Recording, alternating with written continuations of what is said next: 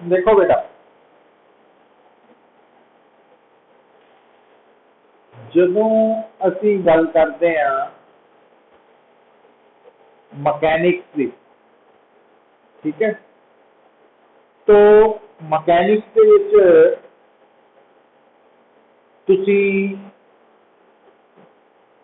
Motion of object ਦੇ regarding ਗੱਲ ਕਰਦੇ ਹਾਂ।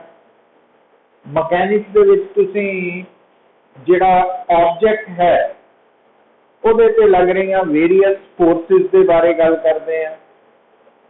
बॉडी इक्विलिब्रियम है कि नहीं है, तो ये सारी डिस्कशन करते हैं मैकेनिक्स। हुण जो मैकेनिक्स के कंसैप्ट है बेटा, उन्होंने जदों तुसी समझना वा है ना, क्योंकि आप जो कॉम्पीटिशन की गल करते हैं ना, तो कॉम्पीटिशन का मतलब है कि ओवरऑल पूरे टॉपिक नू अंडरस्टैंड करना। मतलब अगर आप एक पर्टिकुलर टॉपिक दे विच कुछ टर्म्स मिस कर जाते हैं या उन्होंने फॉलो नहीं करते, तो वो सारे उस टॉपिक के नाल रिलेटेड प्रॉब्लम नू अफेक्ट कर सकता है। ठीक है, तो मैकेनिक्स के विच थानू कुछ बेसिक टर्म्स के बारे ऑलरेडी मैं दस भी चुका वा, ते कुछ टर्म्स हुण जिहड़ियां कि मैकेनिक्स च यूज होणियां वा उन्हां बारे आपां बेटा गल करन लगे अज दे लैक्चर च। जिद्दां कि एंगुलर डिस्प्लेसमेंट है,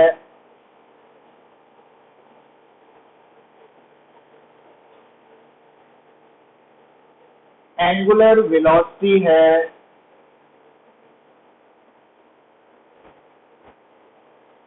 एंगुलर एक्सेलरेशन है।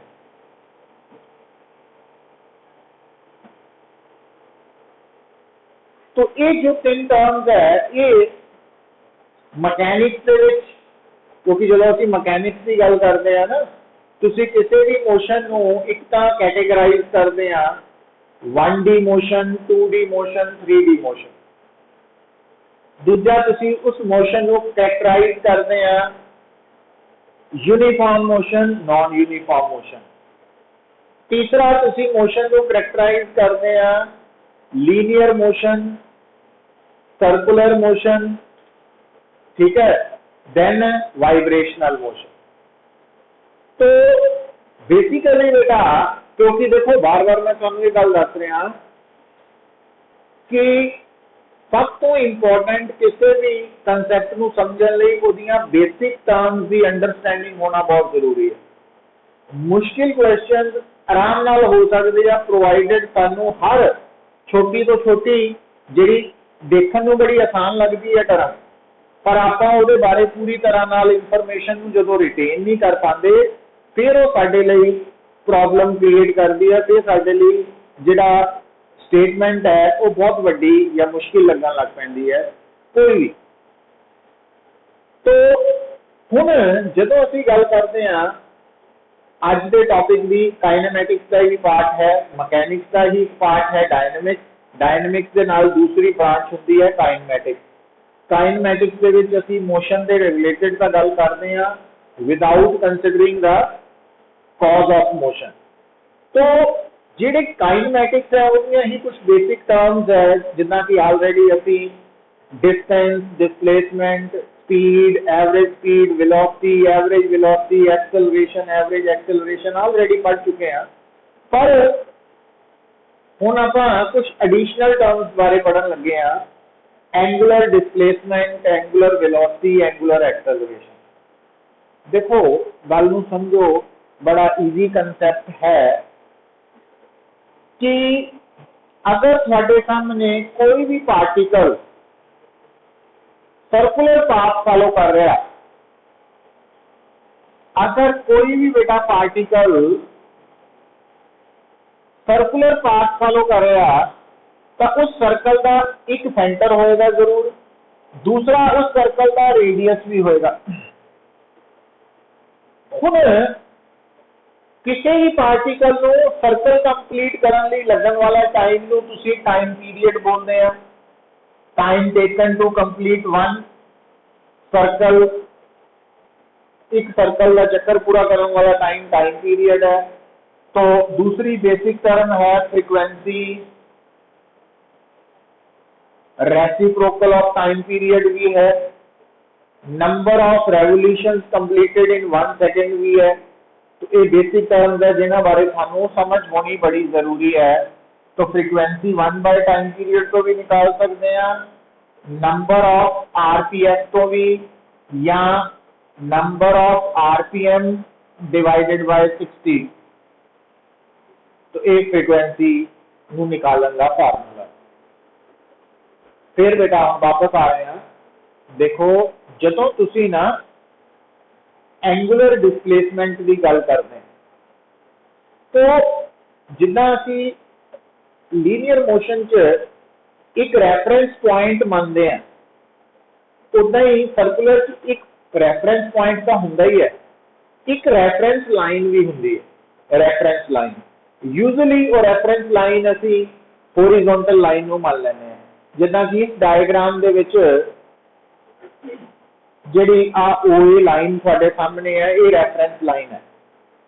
अगर तुहाडा पार्टिकल 0 टाइम पे ए पे है ना, तो उसकी इनिशियल एंगुलर पोजीशन 0 है, भी स्टार्टिंग च एंगुलर पोजीशन 0 है।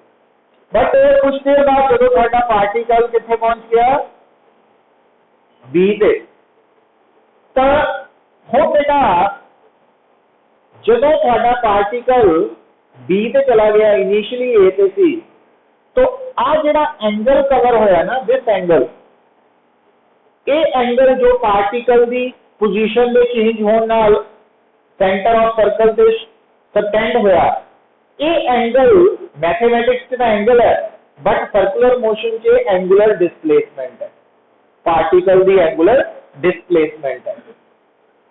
तो अगर मैं इस एंगुलर डिस्प्लेसमेंट को थीटा लिख देना वा, तो ये जो थीटा, ये वैल्यू बेटा अगर लेस देन 10 डिग्री है, 10 डिग्री तो घट है, असी इस एंगुलर डिस्प्लेसमेंट को वैक्टर ट्रीट करते हैं। पर अगर इस एंगुलर डिस्प्लेसमेंट की वैल्यू 30 डिग्री 60 डिग्री है, फिर असी इसको स्केलर ट्रीट करते हैं। मतलब जी एंगुलर डिस्प्लेसमेंट है उसकी नेचर स्केलर है कि वैक्टर, वो डिपेंड करता उसकी मैग्नीट्यूड पे।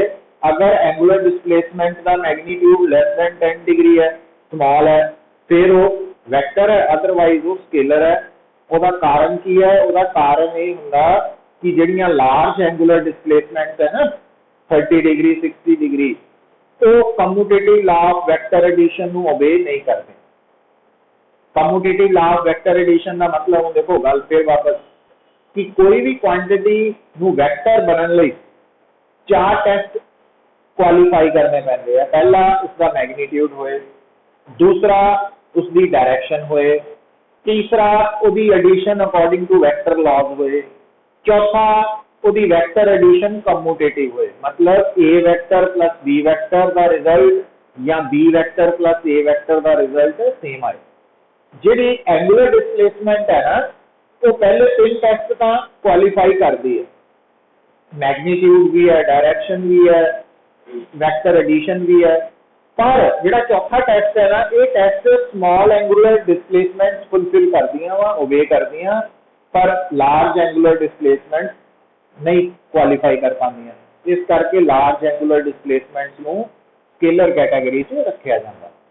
ये याद रखना ना तुसीं, तो इत्थे तक गल याद रखनी है। एंगुलर डिस्प्लेसमेंट का एसआई यूनिट रेडियन, रेडियन ये भी याद रखना, क्योंकि एंगल असी डिग्री च है ना यूज करते आए हैं, बट जिथे भी कला एंगल है उन्होंने रेडियन च यूज करना है, एसआई यूनिट है। और डिग्री तो रेडियन कन्वर्ट करना तो आंदा ही है थानू, है ना, 180 degree is equal to pi radian. तो वो आपां हुण बेटा जिहड़ी तुहाडी एंगुलर डिस्प्लेसमेंट है ਉਹਦੇ ਨਾਲ एंगुलर वेलोसिटी कितना रिलेटेड है, वो अगर असी थीटा नू टाइम दे नाल डिफरेंशिएट कर देंगे, that would become angular velocity. अच्छा, जेडी एंगुलर एक्सेलरेशन है उन्होंने डिफाइन कितना करते हैं, जितना एक्सेलरेशन होंगी है rate of change of angular, जिदा एक्सेलरेशन होंगी है rate of change of velocity with respect to time, तो उतना ही एंगुलर एक्सेलरेशन हो जाएगी D omega by D T, rate of change of angular velocity with respect to time.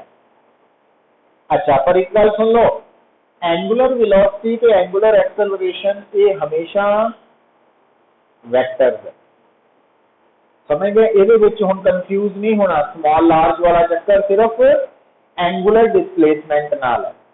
Small angular displacement less than 10 degree वो vector है, more than 10 degree वो scalar मनिया जांदियां, पर जिहड़ियां एंगुलर वेलोसिटी या एंगुलर एक्सेलरेशन है वो हमेशा वैक्टर ही है। पर अगली गल भी सुन लो, तुसीं जदों वैक्टर्स पढ़दे हैं ना, तुहानूं उत्थे एक टर्म सुनी होएगी पोलर वैक्टर, एक होंगी एक्सियल वैक्टर। तो जिहड़े वैक्टर्स रोटेशनल इफेक्ट करके है उन्होंने असीं एक्सियल वैक्टर्स कह देते हैं, क्योंकि रोटेशन जिहड़ी है अबाउट एक्सिस होनी है।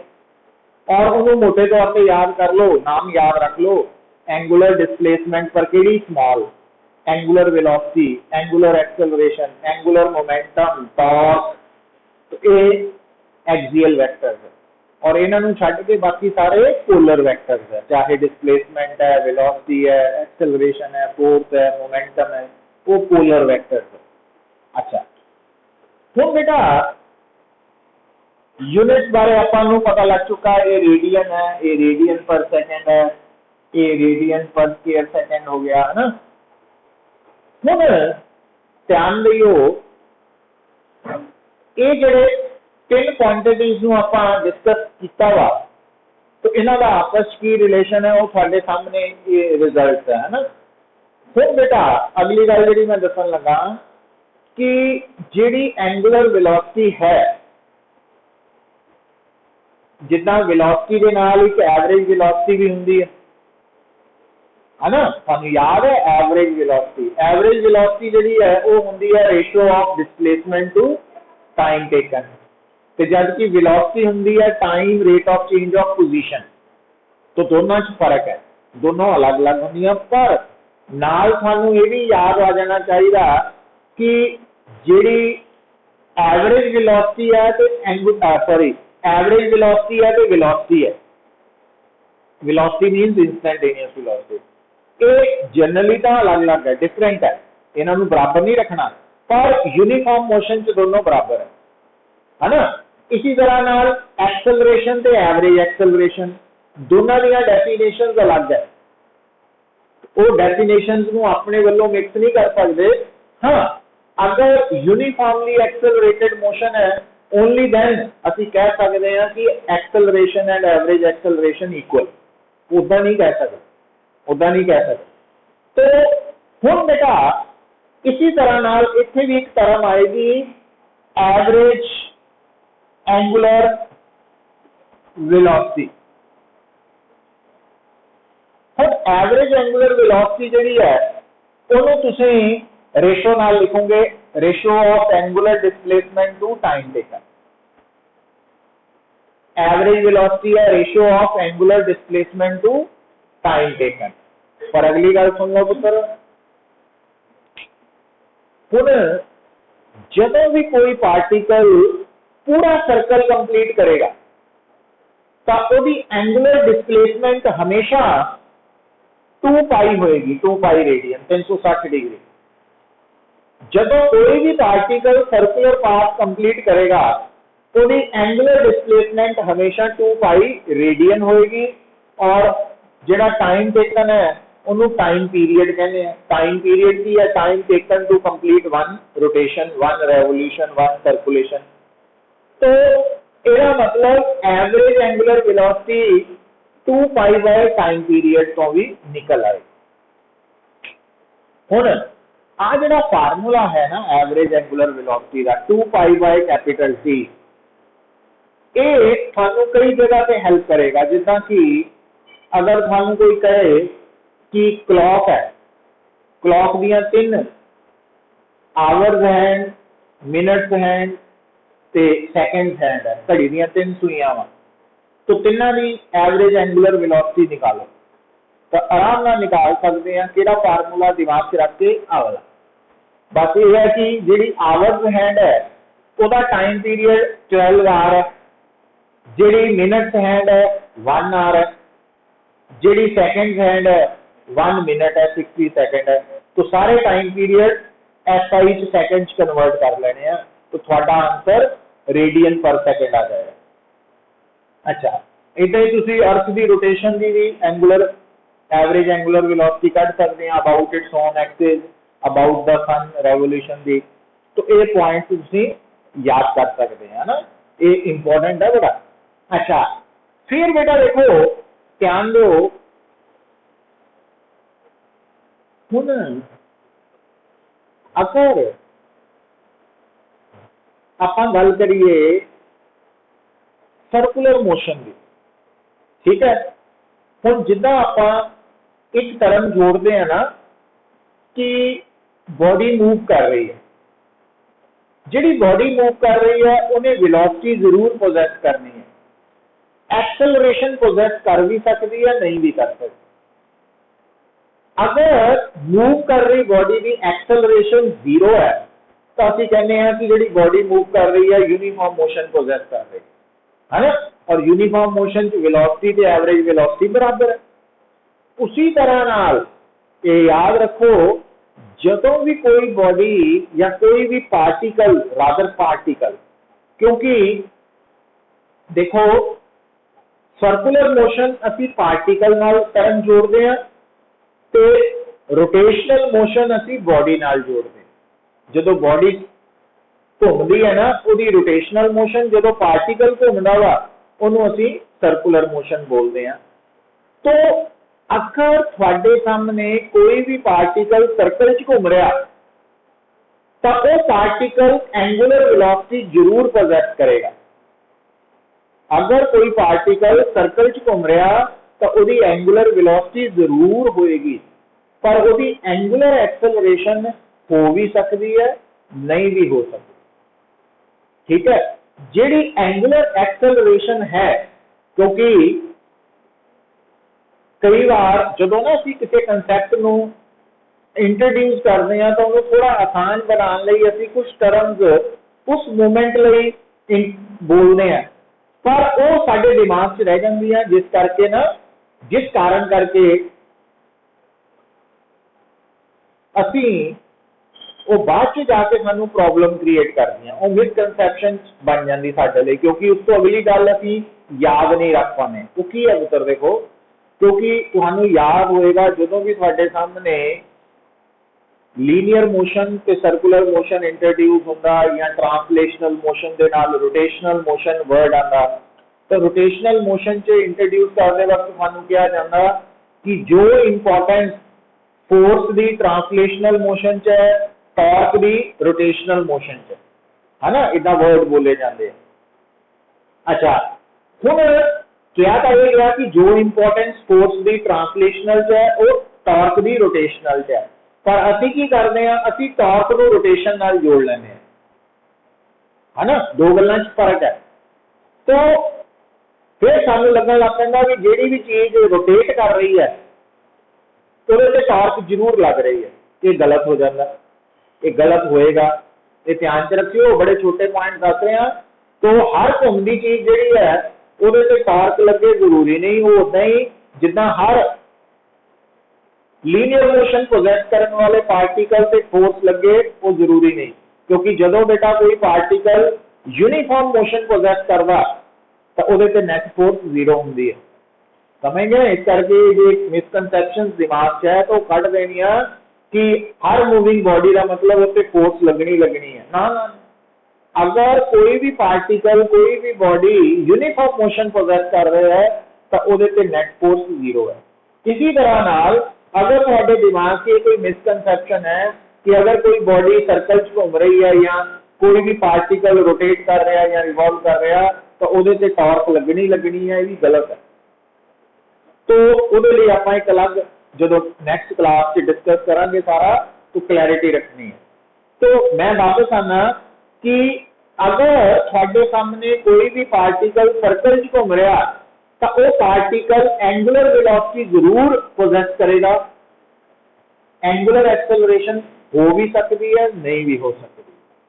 जे बेटा एंगुलर एक्सेलरेशन 0 है, अगर सर्कल च घूमते हुए पार्टिकल की एंगुलर एक्सेलरेशन 0 है तो इसका मतलब उस सर्कल च घूमते हुए पार्टिकल की एंगुलर वेलोसिटी ते एवरेज एंगुलर वेलोसिटी बराबर है।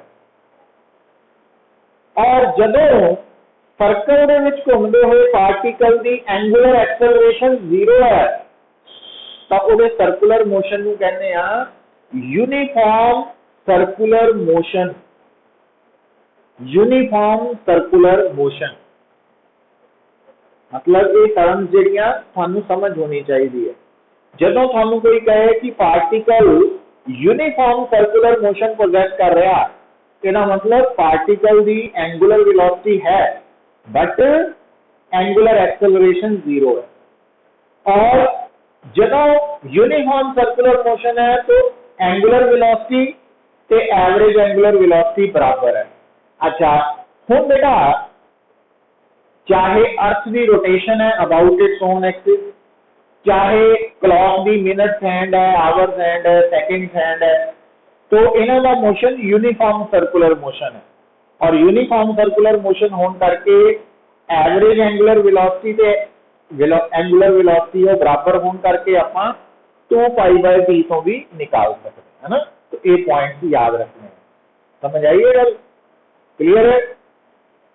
नाउ थानू समझ आ रही अर्शिया? गर्ग, अर्शिया गुलाटी, अंकुर,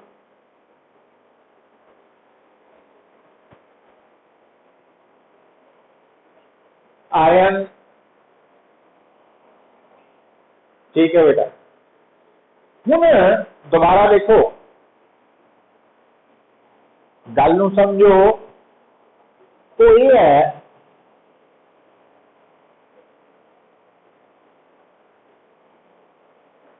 देखियो पुत्र,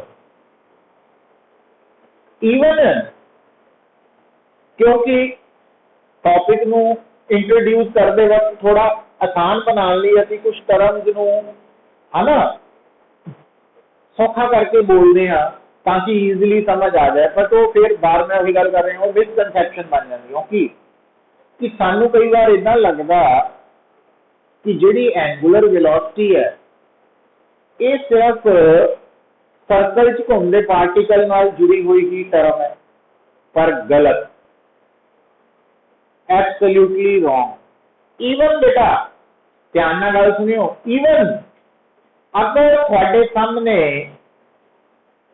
दो पार्टिकल्स मूव कर रहे हैं, अगर थोड़े सामने दो पार्टिकल्स मूव कर रहे हैं, केड़ा पाथ फॉलो कर रहे हैं? Straight path.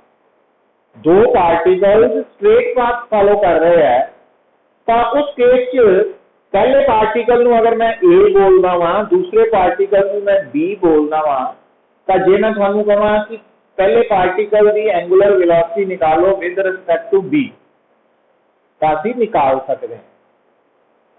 मतलब एंगुलर वेलोसिटी उस वक्त भी असीं फाइंड आउट कर सकते हैं जब पार्टिकल स्ट्रेट पाथ फॉलो कर रहे हैं। तो वो देख लो हुण गल नूं, तो मैं डायग्राम बना रहा पुत्र, आ है थोड़ा एक पार्टिकल जिसका नाम है ए और यदि वेलोसिटी सपोज है पुत्र इस तरफ,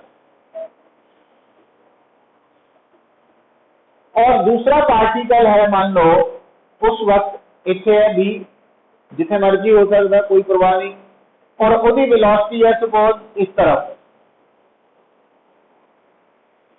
ठीक है। फिर अगर थानू इस सिचुएशन कहा जाता find angular velocity of A with respect to B या B with respect to A, तुसी की काम करना ध्यान दियो। हुण ये कंसैप्ट जिहड़ा मैं दसन लगा ये फिर भी काम आएगा तुहाडे किदां तुसी ना पुत्तर ए और बी नू स्ट्रेट लाइन नाल जोड़ लेना और ए और बी नू स्ट्रेट लाइन नाल जोड़न तो बाद ये जिहड़ी स्ट्रेट लाइन है ਇਹਦਾ डिस्टेंस नोट कर लेना वो तो दिता होएगा सानू न्यूमेरिकल्स। फिर तुसी फर्स्ट पार्टिकल की जो वेलोसिटी है वो इस स्ट्रेट लाइन नाल जिन्ना एंगल बना रही है वो नोट कर लेने वो भी थानू दिती होएगी। फिर तुसी सेकंड पार्टिकल की वेलोसिटी जिहड़ी स्ट्रेट लाइन नाल एंगल बना रही है वो भी नोट कर लेना। फिर तुसी वेलोसिटीज दे कंपोनेंट्स लेने हैं एक दा along the straight line joining the two particles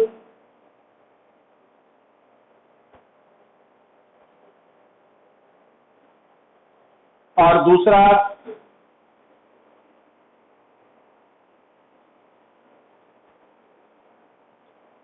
sorry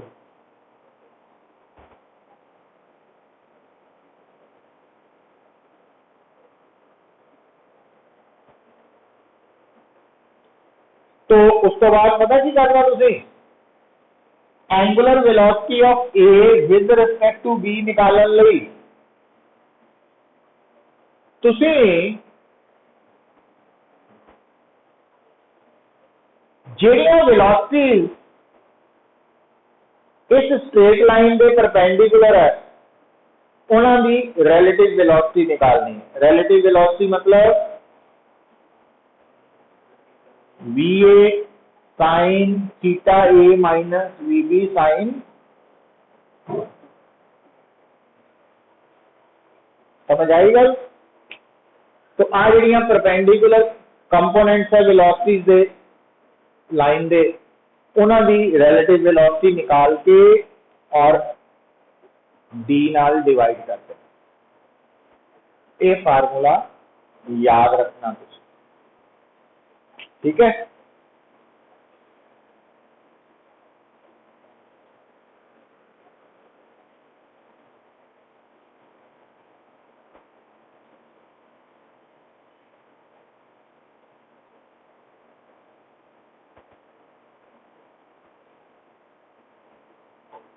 clear. तो ये बेसिक अप्रोच है जिहड़ी कि तुसी फॉलो करनी है। तो इसका मतलब आज तो बाद अगर दो पार्टिकल्स भी थोड़े सामने मूव कर रहे हैं तो उन्होंने अकॉर्डिंगली वन पार्टिकल की सैकेंड पार्टिकल के अकॉर्डिंगली रिलेटिव वेलोसिटी कितना निकालनी है ना वो आप परपेंडिकुलर निकाल के उन्होंने परपेंडिकुलर डिस्टेंस में डिवाइड करके एंगुलर वेलोसिटी निकाल सकते।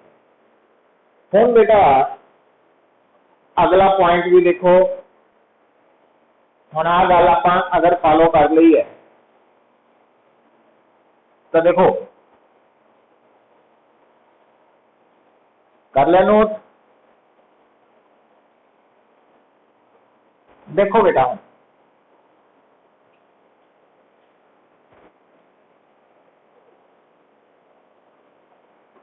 ध्यान दियो आ देखो हुण इथों आज का रिजल्ट है ना बड़े काम का रिजल्ट है तुहाडे लई इहनूं याद कर लो। आ अगर मान लो तुहाडे सामने सर्कल है सर्कल का सेंटर ओ है सर्कल का रेडियस आर है और आ एक डायमीट्रिक लाइन है। तो आ पॉइंट ए है आ पॉइंट बी है ठीक है। तो अगर सामने कोई कहे कि इस सर्कल च पार्टिकल मूव कर रहा और जो वो पार्टिकल बी पॉइंट चो लंघ रहा तो उसकी स्पीड है v। तो एक तो तुसी find the angular velocity of particle at point b with respect to o ते दूजा तुसी फाइंड करनी है angular velocity of particle at point b with respect to a।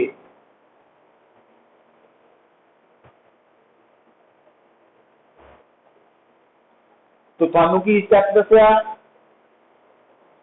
हुण इस प्रॉब्लम च एक पार्टिकल बी है दूजा ओ है ओ तो ओ और बी नू जोड़ता स्ट्रेट लाइन नाल पहले ही जुड़ी है और ओ और बी का परपेंडिकुलर डिस्टेंस आर है और उस तो बाद आपां बी की वेलोसिटी वो अलोंग द टेंजेंट है ते वो तो रेस्ट पे ही है फिक्स पॉइंट है हम बेटा बी की रिलेटिव वेलोसिटी क्योंकि बी सारी की सारी लाइन के परपेंडिकुलर है तो बी की relative velocity with respect to O कितनी आनी वी आ जानी है ना वी माइनस 0 तो नीचे आ जाना आर वो आ गई angular velocity of B with respect to O तो जे कटनी है angular velocity of B with respect to A फिर की करूंगे फिर बी नो बेटा ए नाल जोड़ांगे हुण डिस्टेंस ए 2r हो जाना पर आ तां उही रहनी है ਇਹਦਾ मतलब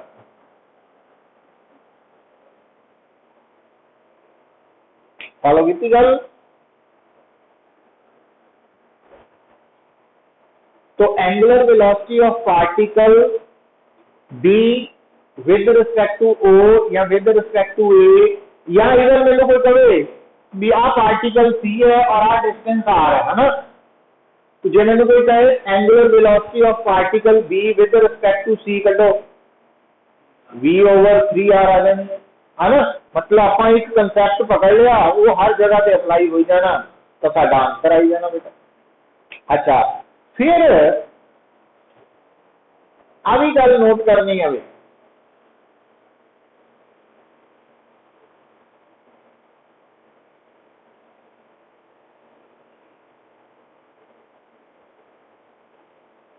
केड़ी गल बेटा देखो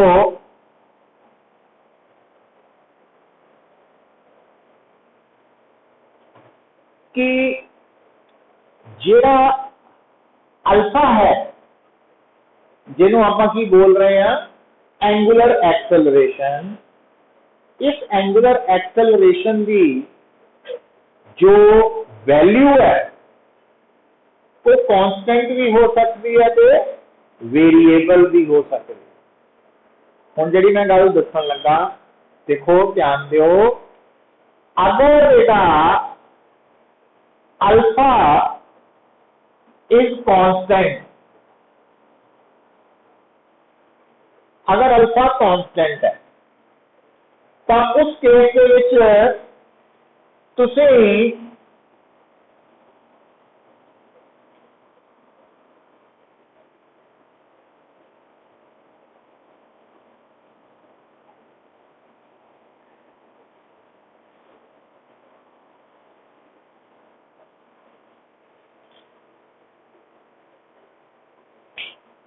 आ जड़ियां इक्वेशंस है ना ये आ पता कौन है इनिशियल एंगुलर वेलोसिटी और ये है फाइनल एंगुलर वेलोसिटी और ये एंगुलर एक्सेलरेशन है ये टाइम टेकन समझ आई गल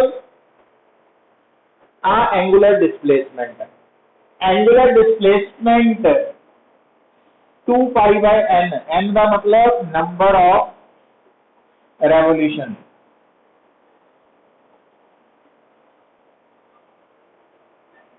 हो गया टाइम ठीक है आधा घंटा हो गया